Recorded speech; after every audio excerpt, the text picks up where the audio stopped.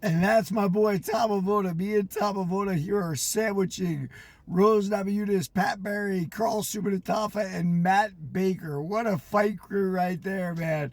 So Tom Avona was one of these Ronin type characters that you run into in martial arts. A gym bouncer, right? Like he trained a lot with Kurt Osiander and Half Gracie's gym in San Francisco. He trained a little bit with Gilbert and Jake and all of them. He trained a lot with David Hemingway at K1, like we talked about. Tom's one of those guys in the sport, always going in and out, but always taking a more objective view. Where my goal was always to get myself better as a fighter, not always successfully, by the way.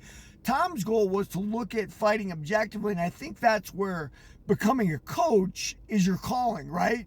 Tom could look at other people, see what they're doing, and give them advice, and he was very good at it. Now, unfortunately, ego runs really deep in fight games, but at the same time, in the fight game, there's any number of people out there, which means, I mean, Tom's cornered a bunch of pro boxers and been the trainer for them, working mitts and giving advice and being in the corner for them.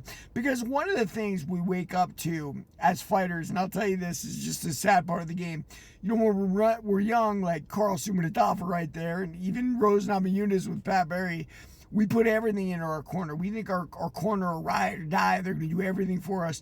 Well, Carl Subbanatafa grew a lot from that photo. I mean, he realized that Scrap Pack and El Nino didn't really have his best interests at heart. And even if those individual lessons, some involving me, didn't strike home, he took off for Vegas, right, to try to make it on his own. Now, he didn't, right? And the best part of his youth was left behind. But that's the joke of the game. But you find any number, mostly in boxing now because it's an older, more established sport, but you find any number of Ronin fighters, like Ronin trainers like Tom, that are like, screw you, I'm not dealing with any of you people anymore. I'll find a guy like Tom who's going to corner me, and he'll give me good advice as you're going to give me, and then that'll be fine. Look, Kelsey Banks, I remember him. He was well thought of going to the Olympics, kind of a bust out in the Olympics, didn't medal.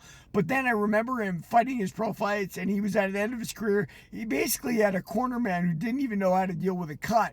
And that's not, I mean, Tom is an awesome corner man, right? Like, he's great. But Kelsey was saying, like, all you, supposed trainers, I don't want to deal with you anymore. Like, the Gil Melendez's who manipulated Carl away from me and other things like that. It's a really dog-eat-dog world. I've said it a million times. A fight game is like a street corner. And you'd be lucky to have a guy like Tom Avona having your back on a street corner. I guarantee that. I know for sure. Everybody, like and follow for more on the fight game.